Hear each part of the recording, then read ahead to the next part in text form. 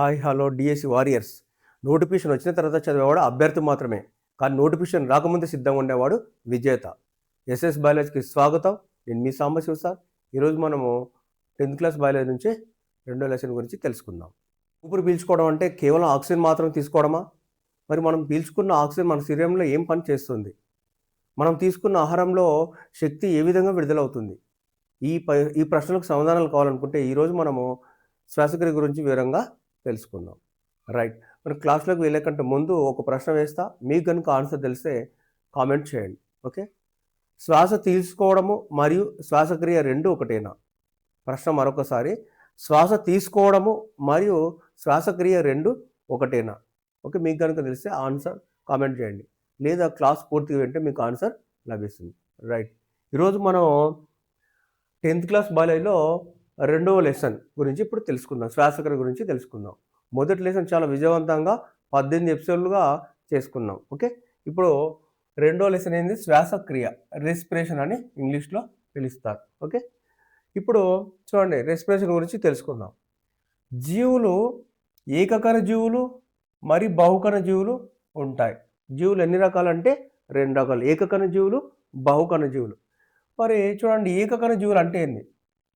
ఒకే కణంతో నిర్మించబడి ఉండి అన్ని జీవక్రియలు ఒకే కణంతో చేస్తే దాన్ని ఏమంటారు అంటే ఏకకణ జీవులు అని అంటారు. యూనిసెల్యులర్ ఆర్గాన్స్ అని పిలుస్తారు. మరి ఏకకణ జీవులకు ఎగ్జాంపుల్ ఏంది? అమీబా, పారామిసియం, అన్ని సూక్ష్మజీవులు అన్నీ వస్తాయి. బహుకణ జీవులు అంటే ఒకటి కంటే ఎక్కువ కణాలతో నిర్మించబడి అనేక జీవక్రియలు జరిపితే దాన్ని ఏమంటారు అంటే బహుకణ జీవులు అని అంటారు. ఓకేనా, ఇవి చాలా కణాలు ఉంటాయి కాబట్టి ఒక్కొక్క విధిని కొన్ని కణాలు నిర్వహిస్తాయి అన్నమాట. ఇవి బహుకణ జీవులు.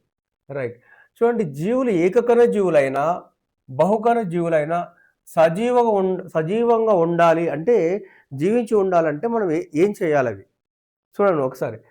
జీవులు ఏకకణ జీవులైనా బహుకణ జీవులైనా సజీవంగా ఉండాలి అంటే ఏం కావాలి అంటే, వాటికి సజీవంగా అంటే ఏంది?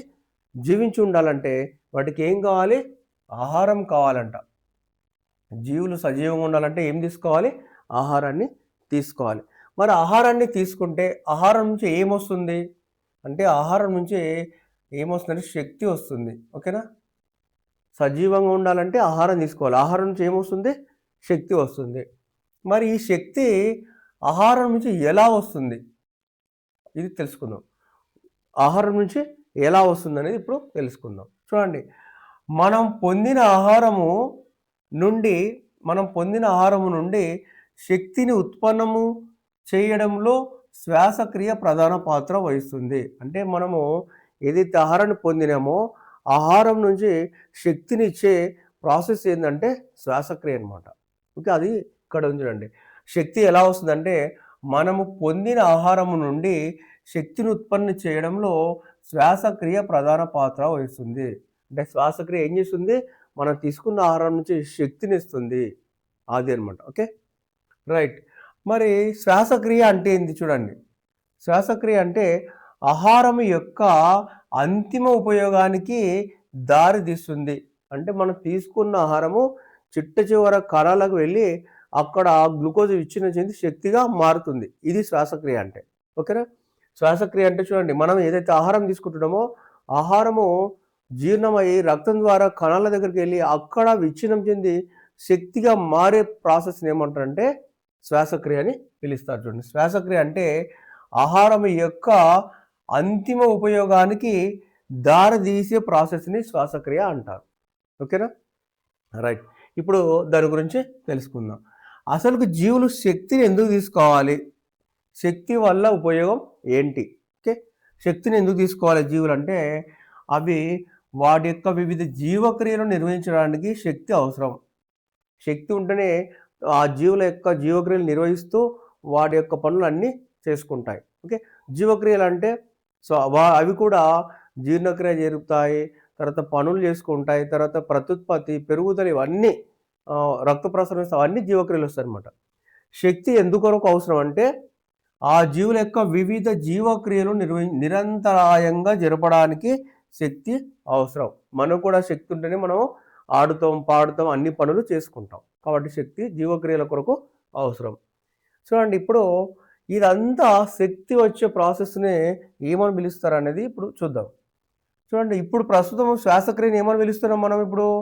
రెస్పిరేషన్ అని పిలుస్తున్నాం. ప్రస్తుతం శ్వాసక్రియ పేరు రెస్పిరేషన్ అని పిలుస్తున్నాం.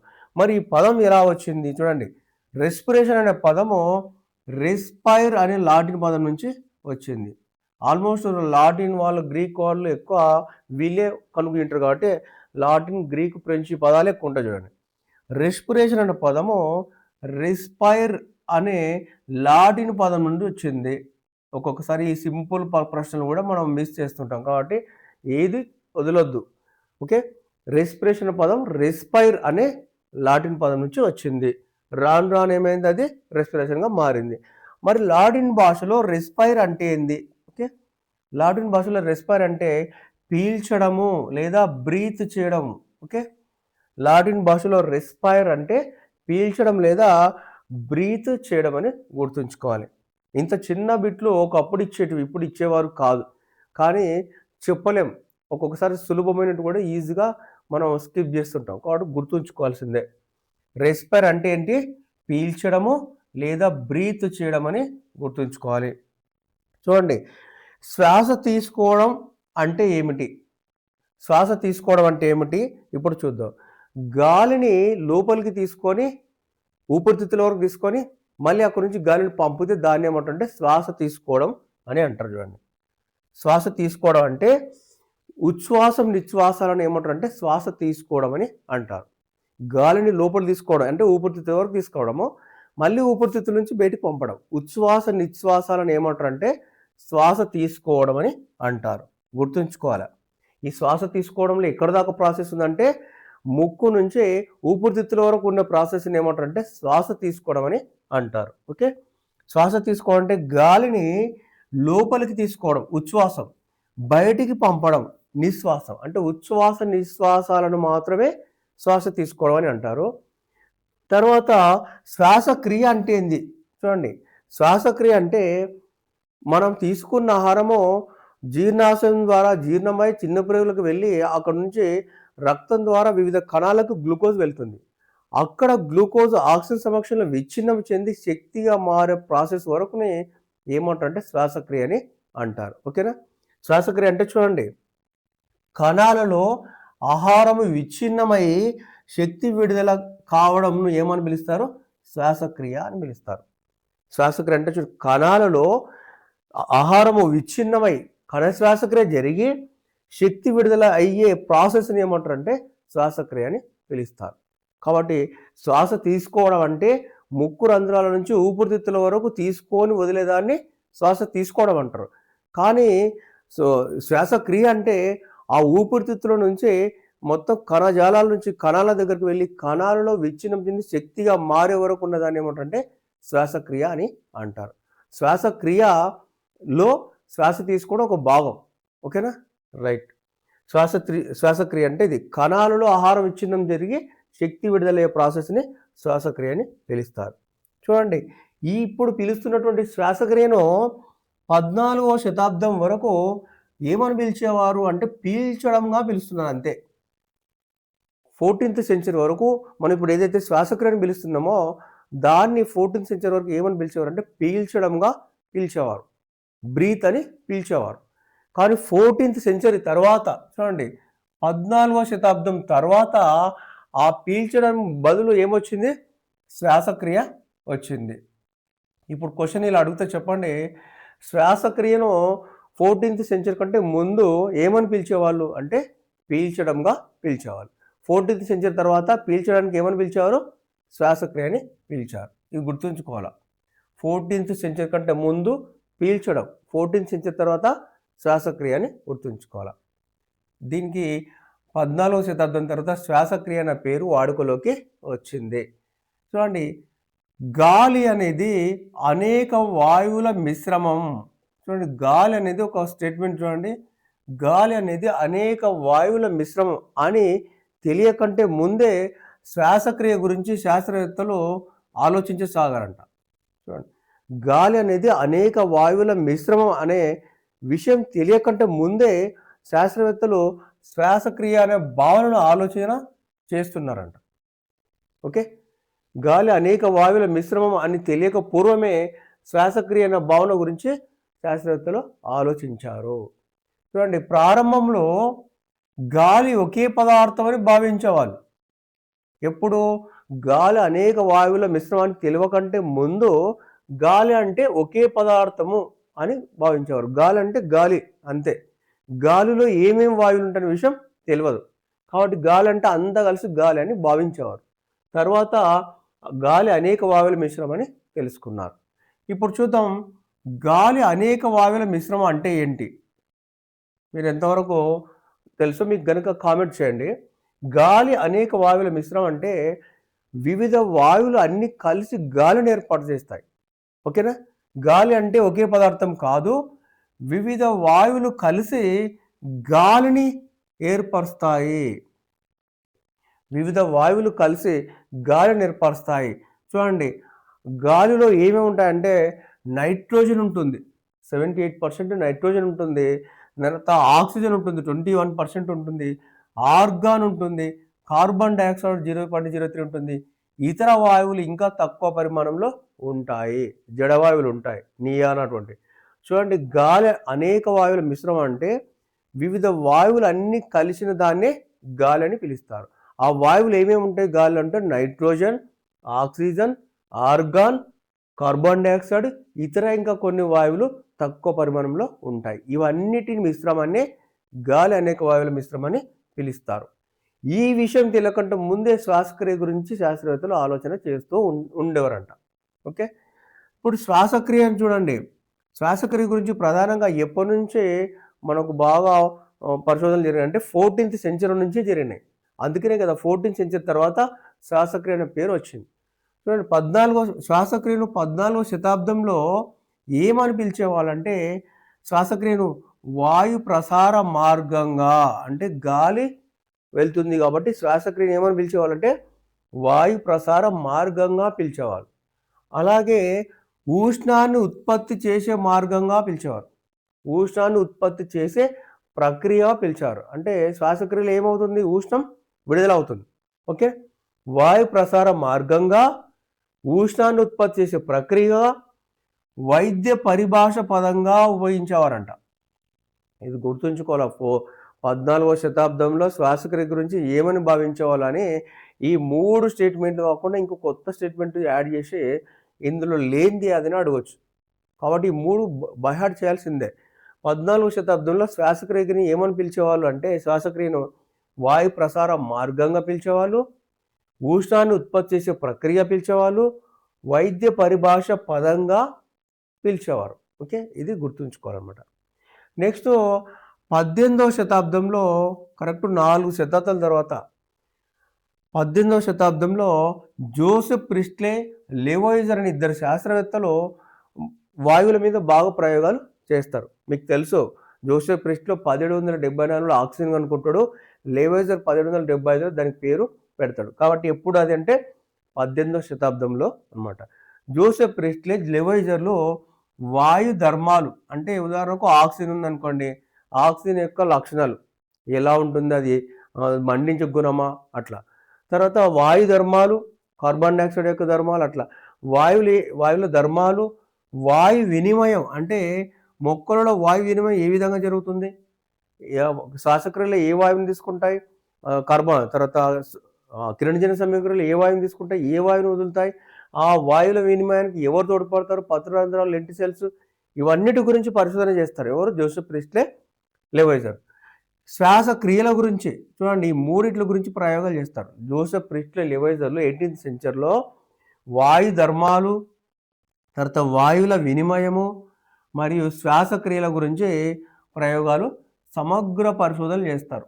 మనం మొదటి లెసన్లో కూడా వీళ్ళిద్దరి గురించి తెలుసుకుంటాం, జోసెఫ్ ప్రిస్ట్లే, లెవోయిజర్ గురించి.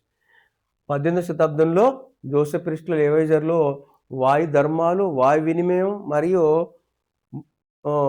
శ్వాసక్రియల గురించి సమగ్ర పరిశోధనలు చేస్తారు.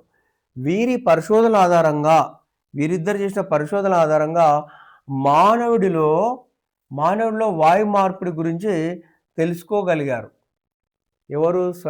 ప్రిస్ట్లే మరియు లెవోయిజర్ యొక్క శ్వాసక్రియల పరిశోధనల ఫలితంగా మానవుడిలో వాయు మార్పిడి ఏ విధంగా జరుగుతుందని తెలుసుకోగలిగారనమాట. ఓకేనా. ఇప్పుడు లెవోయిజర్ చేసిన ఒక ప్రయోగాన్ని చూద్దాం. లెవోయిజర్ ఒక ప్రయోగం చేసినాడు చూడండి. ఫస్ట్ ఒక ఖాళీ గిన్నె తీసుకున్నాడు. ఆ ఖాళీ గిన్నెలో ఏం చేసినాడు, సున్నపు నీరు తీసుకున్నాడు. ఫస్ట్ ఖాళీ గిన్నె తీసుకుని ఆ ఖాళీ గిన్నెలో ఏం చేసినాడు, సున్నపు నీరు తీసుకున్నాడు. దాని పక్కన ఒక చిన్న బీకర్ తీసుకొని, బౌల్ తీసుకొని దాంట్లో బొగ్గు పొడి వేసినాడు. ఓకే చూడండి. ఫస్ట్ ఏం చేసినాడు, సున్నపు నీరు తీసుకొని ఒక ఓపెన్ ప్లేస్లో పెట్టి చూసినాడు. చూస్తే సున్నపు నీరు ఏ కలర్లో ఉంటుంది, లైట్ వైట్ కానీ లైట్ బ్లూ కానీ ఉంటుంది. కానీ ఆ ఓపెన్ ప్లేస్లో పెట్టి చూస్తే ఎన్ని గంటలు పెట్టి చూసినా ఈ సున్నపు నీరు అదే కలరే ఉంది, లైట్ వైట్ కానీ లైట్ బ్లూ కలర్ కానీ ఉంది. ఇప్పుడు ఒక ప్రయోగం ఏం చేస్తా అంటే, అదే సున్నపు నీరుని ఒక చిన్న గిన్నెలో తీసుకుంటాడు. ఆ గిన్నె పక్కల ఇంకో చిన్న గిన్నె తీసుకొని దాంట్లో బొగ్గు పొడిని పోస్తాడు. పోసి ఈ బొగ్గు పొడిని అంటిస్తాడు. బొగ్గు పొడిని మండిస్తాడు.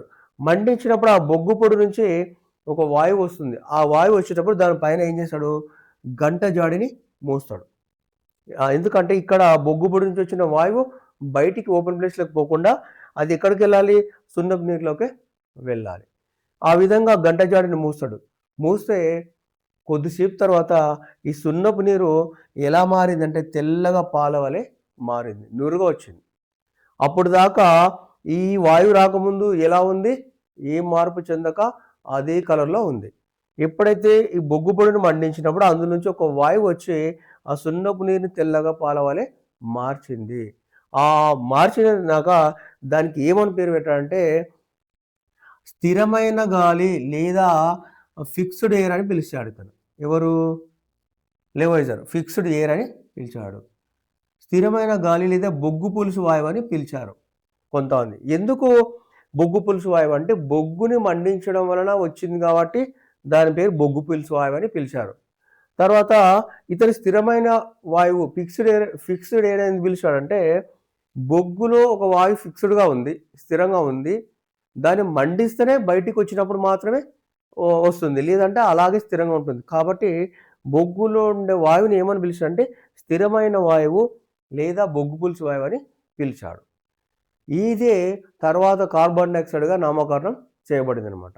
ఈ కార్బన్ డైఆక్సైడ్ అని ఎప్పుడు పెట్టారంటే 1754లో జోసెఫ్ బ్లాక్ అనే వ్యక్తి స్కాట్లాండ్ దేశస్తుడు కార్బన్ డైఆక్సైడ్ని కనుక్కున్నాడు. కానీ ఇతను లెవోయిజర్ ఏం చెప్పాడు, స్థిరమైన గాలి లేదా బొగ్గు పులుసు వాయువు అని చెప్పాడు. కానీ దాన్ని కనుక్కున్నది ఎవరంటే జోసెఫ్ బ్లాక్ కనుక్కున్నాడు. ఓకేనా. లెవోయిజర్ ప్రయోగం ఏం చేసాడు, ముందుగా సున్నపు నీరు తీసుకున్నాడు. ఓపెన్ ప్లేస్లో చూస్తే అది ఏం మార్పు చెందక అలాగే ఉంది. తర్వాత దాని పక్కన బొగ్గు పొడిని తీసుకొని మండించినాడు. మండించి దానిపైన ఏం చేసినాడు, గంట జాడి మూసినాడు. మూస్తే బొగ్గు పులుసు నుంచి ఒక వాయువు ఉత్పత్తి అయింది. ఆ వాయువు వచ్చి సున్నపు నీరుని తెల్లగా పాలవలే మార్చింది. ఆ మార్చింది ఏది, బొగ్గులో ఉంటుంది ఎప్పటికీ స్థిరంగా, మనం మండిస్తేనే స్థిరంగా అది వచ్చింది కాబట్టి దాన్ని స్థిరమైన వాయువు ఫిక్స్డ్ ఎయిర్ అని పేరు పెడతాడు. దాన్ని కొంతమంది బొగ్గు పులుసు వాయువు అని కూడా పిలుస్తారు. ఎందుకంటే బొగ్గులో ఉంటుంది కాబట్టి బొగ్గు పులుసు వాయువు అనమాట.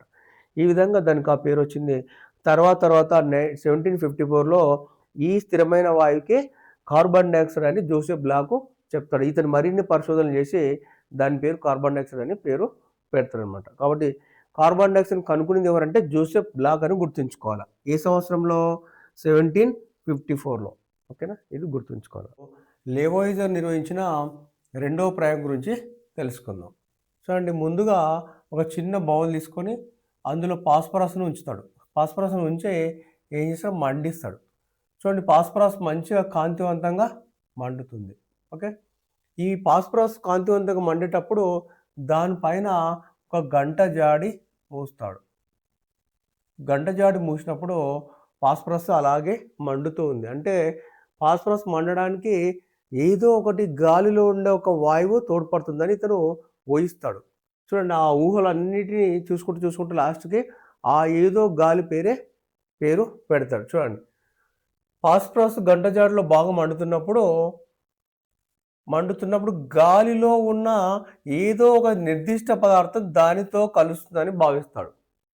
పాస్పరస్ మండుతున్నప్పుడు గాలిలో ఉన్న ఒక నిర్దిష్ట పదార్థం అంటే ఏదో ఒక స్పెసిఫిక్ పదార్థం దానితో కలుస్తుందని, అది నీటి ఆవిరి మాత్రం కాదని గ్రహిస్తాడు. ఫాస్ఫరస్ మండడానికి ఏదో దానికి ఒక నిర్దిష్టమైన పదార్థం కలుస్తుంది, అది నీటి ఆవిరి అయితే కాదని గమనిస్తాడు. తర్వాత ఫాస్ఫరస్తో కలుస్తున్నది గాలి అయినా కావచ్చు. ఇతని పరికల్పనలు చూడండి, గాలి అయినా కావచ్చు, లేదా గాలిలో కొంత పరిమాణంలో ఉంటూ సాగే శక్తి కలిగిన ఇంకేదైనా కావచ్చు అని పరికల్పన చేస్తారు చూడండి. ఫాస్ఫరస్తో కలుస్తున్నది గాలైనా కావచ్చు, మొత్తం గాలైనా కావచ్చు, లేదా గాలిలో కొంత పరిమాణంలో ఉంటూ సాగే శక్తి కలిగిన ఇంకేదైనా కావచ్చు. అంటే సాగే గుణం అంట ఆ వాయువుకి, అదైనా కావచ్చు, లేదా మనం పీల్చే గాలి లాంటిది అయి ఉంటుంది, మనం పీల్చే గాలి లాంటిది అయి ఉంటుందని భావిస్తాడు. ఆ పదార్థమే మనం పీల్చే గాలిలోనే ఉంటుంది, మన చుట్టూ ఉంటుంది, ఉండి వస్తువులను మండడానికి దోహదం చేస్తుంది అని చెప్తాడు. ఇన్ని పరికల్పనలు చూడండి. ఫాస్ఫరస్ మండడానికి ఫాస్ఫరస్తో కలుస్తున్న గాలైనా కావచ్చు, లేదా గాలిలో కొంత పరిమాణంలో ఉంటూ సాగే గుణం గల ఇంకేదైనా కావచ్చు, లేదా మనం పీల్చే గాలి లాంటిది కావచ్చు, మనం పీల్చే గాలిలోనూ మన చుట్టూ ఉన్న గాలిలో ఉంటూ వస్తువులను మండించడానికి దోషం చేసేది అయ్యి ఉంటుంది అని చెప్తాడు. చెప్పి నీటి ఎవరైతే కాదని చెప్తాడు. ఇట్లా ఎన్ని పరికల్పనలు చేసి జోసెఫ్ ప్రిస్ట్లీ అప్పటికి 1774లో పుదీనా మొక్క, ఎలుకని, క్రొవ్వొత్తిని ప్రయోగం చేసి అతను ఏం చెప్తాడు, ఒక ఖర్చు గాలని చెప్తాడు. అతను చేసిన ప్రిస్ట్లీ యొక్క ప్రయోగాలు ఇవన్నింటిని చేసి ప్రిస్ట్లీ ప్రయోగాలను చూసి ఇతను మరీ కొన్ని చేసి ఫైనల్గా ఏం చెప్తాడంటే, ఇది ఏమని భావిస్తాడంటే 1775లో ఆక్సిజన్ అని నామకరణం చేస్తాడు. దేన్ని? ఖర్చయ్య గాలి, ఆక్సిజన్ అని నామకరణం చేస్తాడు. ఇదే అతనికి ఊహించింది. గాలైనా కావచ్చు, గాలిలో కొంత భాగం సాగే గుణమైన కావచ్చు, మన చుట్టూ ఉంటుంది, పీల్చే గాలి ఉంటుంది, మంటలు మండిస్తుంది. అవన్నిటినీ పరికల్పన బేస్ చేసుకొని అట్లాగే ప్రిస్ట్లీ పరిశోధనలు కూడా చూసి 1775లో దానికి ఆక్సిజన్ అని నామకరణం చేస్తాడు. లాటిన్ పదం. ఓకే, ఇంకా చేసి ఫైనల్గా ఇంకా కొన్ని చూడండి, మరికొన్ని ప్రయోగాలు చేస్తాడు. మనం నిశ్వసించే గాలి అంటే ఇవన్నీ లెవైజర్ ప్రయోగాలు చూడండి. మనం నిశ్వసించే గాలి అంటే మనం బయటికి వదిలే గాలి సున్నపు తేటను తెల్లగా పాల వలె మారుస్తుంది అని కనుక్కుంటాడు. మనం నిశ్వసించే గాలి అంటే మనం నిశ్వాసంలో అంటే బయటికి వదిలే గాలి సున్నపు తేట గుండా పంపించినప్పుడు అది తెల్లగా పాల వలె మారుతుంది. ఇలా తెల్లగా పాల వలె మార్చే గుణం ఎవరికి ఉంటుందంటే స్థిరమైన గాలికి ఉంటుంది, లేదా బొగ్గు పులుసు గాలికి ఉంటుందని చెప్తాడు. అట్లాగే ఇంతవరకు చేసిన బొగ్గు పులుసుని మండించే ప్రయోగంలో కూడా స్థిరమైన గాలి వస్తుంది. అది ఏం చేస్తుంది? సున్నపు తేటను తెల్లగా పాల వలె మారుస్తుంది. మనుషులు నిశ్వసించే గాలిలో ఉన్న స్థిరమైన గాలి కూడా సున్నపు తేటను తెల్లగా మారుస్తుంది. బొగ్గు పులుసు వాయువును మండించినప్పుడు వెలువడిన వాయువు కూడా, ఈ స్థిరమైన వాయువు కూడా సున్నపు తేటను తెల్లగా పాల వలె మారుస్తుంది అని కనుక్కుంటాడు.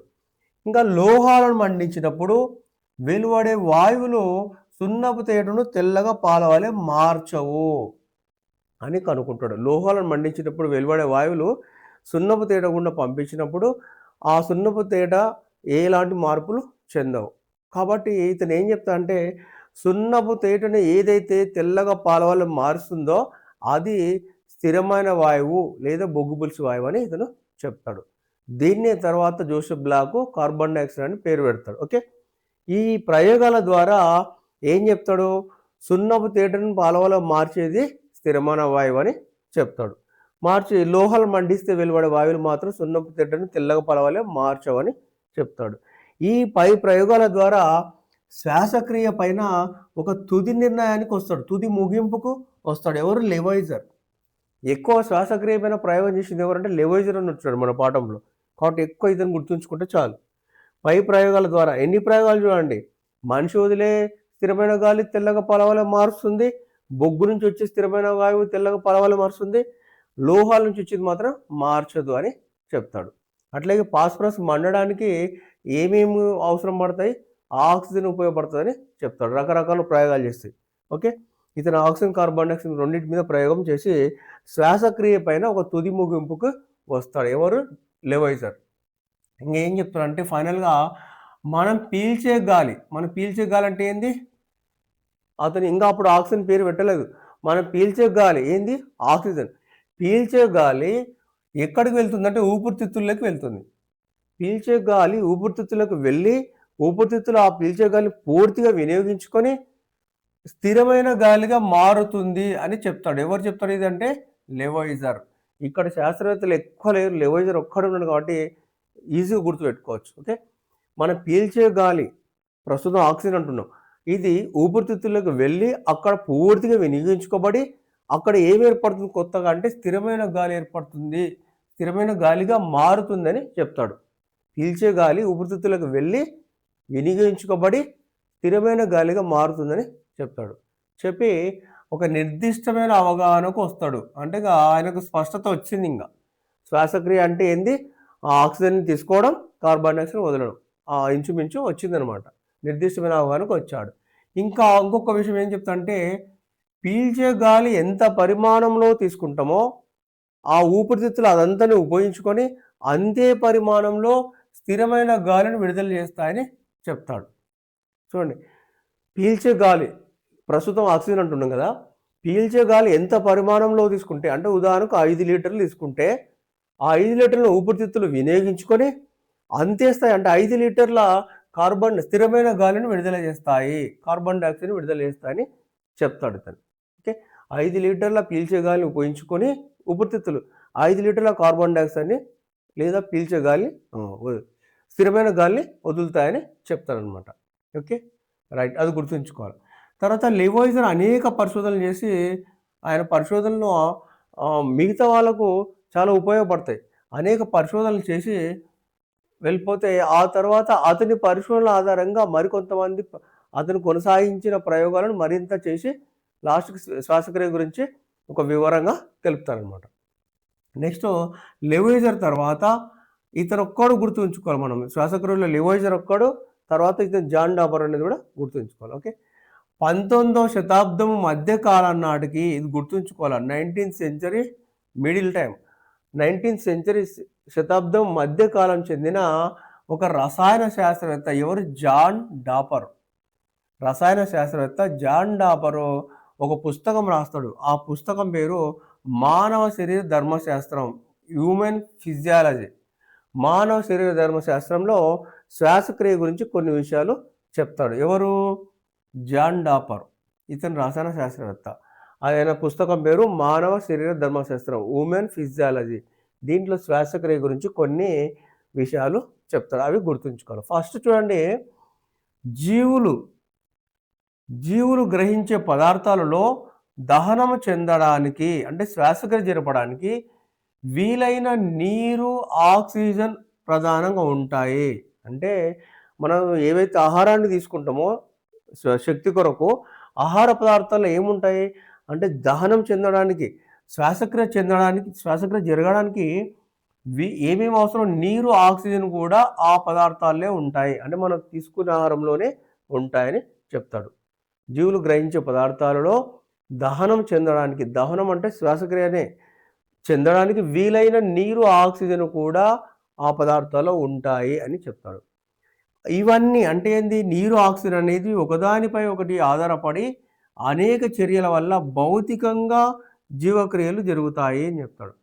నీరు, ఆక్సిజన్ అనేటివి ఒకదానిపై ఒకటి ఆధారపడి జరిపే చర్యల వల్ల భౌతికమైన జీవక్రియలు జరుగుతాయి. ఈ 3 గుర్తుంచుకోవాలి ఇతనివి. దీంట్లో వేరేది ఒక్క పాయింట్ చూపించి అడిగిందనుకో అప్పుడు జాన్ డాబర్కు సంబంధం లేని వాక్యం ఏంటంటే మనం గుర్తుపట్టాలి.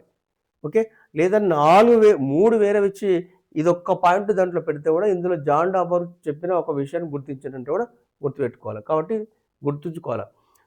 శరీరం నుండి విడుదలయ్యే విసర్జితాలలో నీరు ఉంటుంది, కార్బన్ యొక్క ఆక్సైడ్లు ఉంటాయి, ఫాస్ఫరస్, సల్ఫర్, కొన్ని ఇతర పదార్థాలు ఉంటాయని చెప్తాడు. జాన్ డాబర్ 3 విషయాలు చెప్తాడు. మనం జీవులు గ్రహించే పదార్థాల్లో దహనం చెందడానికి కావాల్సిన పదార్థాలు ఏముంటాయి? నీరు, ఆక్సిజన్ ఉంటాయని చెప్తాడు. ఈ నీరు ఆక్సిజన్ ఒకదానిపై ఒకటి చర్యలు జరపడం వల్ల భౌతికమైన జీవక్రియలు జరుగుతాయని చెప్తాడు. అలాగే శరీరం నుండి విడుదలయ్యే విసర్జితాల్లో ఏమేమి ఉంటాయో చూడండి, మళ్ళీ నీరు ఉంటుంది చూడండి. నీరు మనం నిశ్వాసంలో నీటి ఆవిరి ఉంటుంది కదా, నీరు ఉంటుంది. కార్బన్ యొక్క ఆక్సైడ్లు అంటే కార్బన్ డైఆక్సైడే, కార్బన్ యొక్క ఆక్సైడ్లు ఉంటుంది, కార్బన్ ఆక్సైడ్లు. నెక్స్ట్ ఫాస్ఫరస్ ఉంటుంది, మరి సల్ఫర్ కూడా ఉంటుంది, కొన్ని ఇతర పదార్థాలు ఉంటాయని చెప్తాను అనమాట. నీరు, కార్బన్ యొక్క ఆక్సైడ్లు, ఫాస్ఫరస్, సల్ఫర్, ఇవి గుర్తుంచుకోవాలి. Okay, right. ఇంకా ఈ ఆధారాలన్నిటిని బట్టి, పై ఆధారాలన్నిటిని బట్టి అంటే ఎవరు, లెవోయిజర్ మరి జాన్ డాపర్ చెప్పిన అన్ని విషయాలను ఆధారం చేసుకొని 19వ శతాబ్దం మధ్యకాలం నాటికి శ్వాసక్రియ గురించి, శ్వాసక్రియలో పాల్గొనే పదార్థాల పాత్ర గురించి తెలిసింది. అంటే 19th సెంచరీ మధ్యకాలానికి శ్వాసక్రియలో పాల్గొనే పదార్థాల యొక్క ప్రధానమైన పాత్ర, ఏమేం పదార్థాలు పాల్గొంటాయి వాటి గురించి ఒక క్లారిటీ వచ్చింది. నీరు, ఆక్సిజన్, గ్లూకోజ్ ఇవన్నీ పాల్గొంటాయి కదా, వాటి గురించి ఒక క్లారిటీ వచ్చింది. ఎప్పుడు, 19వ శతాబ్దం మధ్యకాలం నాటికి శ్వాసక్రియలో పాల్గొనే ప్రధానమైన పదార్థాల పాత్ర గురించి క్లారిటీ వచ్చింది, నీరు, ఆక్సిజన్, గ్లూకోజ్. కానీ ఏమేం పదార్థాలు పాల్గొంటాయని క్లారిటీ వచ్చింది, కానీ శ్వాసక్రియ జరిగే విధానం గురించి అంతగా స్పష్టత రాలేదు. అంటే శరీరంలో శ్వాసక్రియ ఏ విధంగా జరుగుతుంది, ప్రాసెస్ మాత్రం అంత క్లారిటీ లేదు. అంటే ఏమేం పదార్థాలు కావాలి, ఏమేమి విడుదలవుతాయో చెప్పినారు, కానీ ప్రాసెస్ ఈ విధంగా జరుగుతుంది, దాంట్లో ఊపిరితిత్తుల పాత్ర ఏంది, డయాఫ్రమ్ పాత్ర ఏంది, రక్తనాళాల పాత్ర, ఇవన్నీ వాయుగుణుల పాత్ర అనేది క్లారిటీ లేదు. కాబట్టి 19th సెంచరీ మధ్యకాలానికి కూడా శ్వాసక్రియ జరిగే విధానం మీద మరింత స్పష్టత రాలేదు. ఓకే, అయితే ఏమి స్పష్టత వచ్చిందంటే మన శరీరంలో ఉత్పత్తి అయ్యే ఉష్ణానికి శ్వాసక్రియకి ఏదో సంబంధం ఉందని మాత్రం గుర్తించారు అనమాట. శ్వాసక్రియకు ఉష్ణోగ్రతకు సంబంధం ఉన్న విషయం కూడా గుర్తించారు. అంటే మనం శ్వాసక్రియ జరిగినప్పుడు శరీరం నుంచి ఉష్ణోగ్రత విడుదలవుతుంది. ఈ సంబంధాన్ని మాత్రం 19th సెంచరీ మధ్యకాలానికి శాస్త్రవేత్తలు గుర్తించారనమాట. ఓకే, ఇది గుర్తుంచుకోవాలి, ఉష్ణానికి శ్వాసక్రియకు సంబంధం ఉందని తెలుసుకున్నారు. ఓకేనా. ఇక్కడ మెయిన్గా గుర్తుంచుకోవాల్సింది ఏంటంటే, లెవోయిజర్ చేసిన 2 ప్రయోగాలు, ఫస్ట్ది ఏమో బొగ్గు పులుసు వాయువును మండిస్తాడు, దాని పేరు స్థిరమైన వాయువు అంటాడు. తర్వాత ఫాస్ఫరస్ను మండిస్తాడు, దీంతో నీటి ఆవిరి మాత్రం పాల్గొదు. మరి ఏం పాల్గొంటాడు అంటే, గాలిలో ఉండేది, మన చుట్టూ ఉండేది, సాగే గుణం కలిగినది, మండించేది ఉంటుందని చెప్తాడు. అదే ఆక్సిజన్ అని ఫైనల్గా చెప్తాడు. చెప్పి ఒక వాయువుల వినిమయం మీద ఒక క్లారిటీ వస్తుంది. పీల్చే గాలి ఎంత మొత్తంలో తీసుకుంటాయో ఊపిరితిత్తులు అంతే మొత్తంలో స్థిరమైన గాలిని వదులుతాయని చెప్పి 90% శ్వాసక్రియ గురించి లెవోయిజరే చెప్తాడు. ఆ తర్వాత జాన్ డాబర్ వచ్చి ఆయన కూడా కొన్ని విషయాలు చెప్పి మొత్తానికి 19th సెంచరీ మధ్యకాలం నాటికి శ్వాసక్రియలో పాల్గొనే పదార్థాల గురించి తెలుస్తుంది, అలాగే ఈ విడుదలయ్యే పదార్థాల గురించి తెలుస్తుంది, కానీ ప్రాసెస్ మాత్రం అంత స్పష్టత రాలేదు. ఆ తర్వాత జరిపిన శాస్త్రవేత్తలు ఈ శ్వాసక్రియ విధానం గురించి కూడా క్లియర్గా చెప్తారన్నమాట. ఇప్పుడు మనం ప్రస్తుతం శ్వాసక్రియలో ఇంట్రొడక్షన్ పార్ట్ను మొత్తం తెలుసుకున్నాం. కాబట్టి ఈ ఇంట్రొడక్షన్ పార్ట్ గుర్తుకు మంచిగా అర్థమైతే మిగతా లెసన్స్, మిగతా పార్ట్లు అంతా అర్థమవుతుంది. కాబట్టి ఇది 1-2 సార్లు చూస్తే మిగతాదంతా ఆటోమేటిక్గా అర్థమవుతుంది. Okay, right. ఈ వీడియో కనుక మీకు నచ్చితే ఖచ్చితంగా ఒక లైక్ చేయండి, అలాగే మీ మిత్రులకు షేర్ చేయండి. ఇలాంటి ఎన్నో బయాలజీ కాన్సెప్ట్ వీడియోల కొరకు నా ఎస్ఎస్ బయాలజీ ఛానల్ని సబ్స్క్రైబ్ చేయండి. ఖచ్చితంగా ఒక లైక్ కూడా చేయండి. అలాగే నేను ప్రతి వీడియో చివరన ఫస్ట్ కామెంట్లో ఒక 5 లేదా 10 మల్టిపుల్ చాయిస్ క్వశ్చన్లను పిన్ చేస్తున్నాను. వాటిని చదివి వాటి కనుక ఆన్సర్లు తెలిస్తే మీరు వాటికి కామెంట్ చేయండి. తెలియకపోతే కూడా నాకు కామెంట్ చేయండి, వాటిని నేను నెక్స్ట్ క్లాస్లో వివరంగా చెప్తాను. ఓకేనా. Thanks for watching. మళ్ళీ నెక్స్ట్ క్లాస్లో మరొక ఇంట్రెస్టింగ్ వీడియోతో కలుద్దాం.